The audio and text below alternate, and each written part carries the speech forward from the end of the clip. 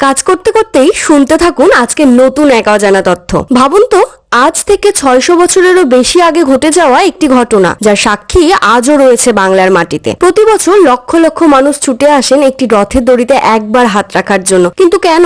কি এমন ইতিহাস লুকিয়ে আছে হুগলির মাহেশের এই রথযাত্রার পেছনে? আর কিভাবে শুরু হয়েছিল এই অবিশ্বাস্য যাত্রা? চলুন ফিরে যাই কয়েক শতাব্দী আগে। সময়টা প্রায় 14 শতাব্দী। এক ভক্ত ধ্রুবানন্দ ব্রহ্মচারী, তার একটাই ইচ্ছা পুরীতে গিয়ে নিজের হাতে ভগবান জগন্নাথকে ভোগ নিবেদন করবেন। কিন্তু ভাগ্য যেন অন্য কিছু লিখে রেখেছিল। নানা কারণে তার সেই ইচ্ছা পূরণ হলো না। গভীর কষ্টে তিনি উপবাসে বসে পড়লেন। তারপর প্রচলিত কাহিনী অনুযায়ী সেই রাতেই তিনি এক অলৌকিক স্বপ্ন দেখেন। স্বপ্নে ভগবান জগন্নাথ তাকে বলেন, পুরীতে নয়, তুমি মাহেশে ফিরে যাও, সেখানেই আমি তোমার পূজা গ্রহণ করব। স্বপ্ন ভাঙার পর ধ্রুবানন্দ ব্রহ্মচারী মাহেশে ফিরে আসেন। কিছুদিন পর ভাগীরথী নদীতে ভেসে আসে একটি নিম কাঠ। প্রচলিত বিশ্বাস অনুযায়ী সেই কাঠ দিয়েই তৈরি হয় ভগবান জগন্নাথ, বলরাম ও সুভদ্রার বিগ্রহ। পরবর্তীকালে শ্রী চৈতন্য মহাপ্রভুর শিষ্য কমলাকর পিপলাই মাহেশে এই রথযাত্রার প্রচলন করেন। আর সেখান থেকে শুরু হয় বাংলার ইতিহাসের এক অমর অধ্যায়, যা আজও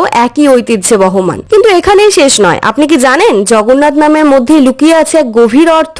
জগৎ অর্থ সমগ্র বিশ্ব, আর নাথ অর্থ প্রভু, অর্থাৎ জগন্নাথ মানে সমগ্র বিশ্বের প্রভু। হয়তো এই কারণেই ভগবান জগন্নাথকে শুধু একটি অঞ্চলের দেবতা নয়, সকল মানুষের ঈশ্বর হিসেবে মানা হয়। তাই ধর্ম, বর্ণ বা ভাষা নির্বিশেষে অসংখ্য মানুষ তার আশীর্বাদ লাভের আশায় এই রথযাত্রায় অংশ নেন। আজ যে বিশাল রথটি আপনারা দেখছেন সেটি প্রায় 50 ফুট উঁচু, প্রায় 125 টন ওজনের এবং এতে রয়েছে 12টি বিশাল চাকা। এই ঐতিহাসিক রথটি 19 শতাব্দীর শেষ ভাগে লোহা দিয়ে নির্মিত হয় এবং আজও সেই রথেই ভগবান জগন্নাথ, বলরাম ও সুভদ্রা যাত্রা করেন। রথযাত্রার দিন হাজার হাজার মানুষ একসঙ্গে দড়ি টানেন। ভক্তদের বিশ্বাস, ভক্তি ভরে একবার এই রথের দড়িতে হাত রাখতে পারলেও ভগবান জগন্নাথের আশীর্বাদ লাভ হয় এবং জীবনে শুভ ফল আসে। রথযাত্রাকে ঘিরে মাহেশে বসে বিশাল মেলা। ছোট থেকে বড়, বৃদ্ধ থেকে যুবক, সব বয়সের মানুষ এই উৎসবে যোগ দেন। শুধু পশ্চিমবঙ্গ নয়, দেশের বিভিন্ন প্রান্ত থেকেও লক্ষ লক্ষ মানুষ এই ঐতিহাসিক রথযাত্রার সাক্ষী হতে ছুটে আসেন। কারো কাছে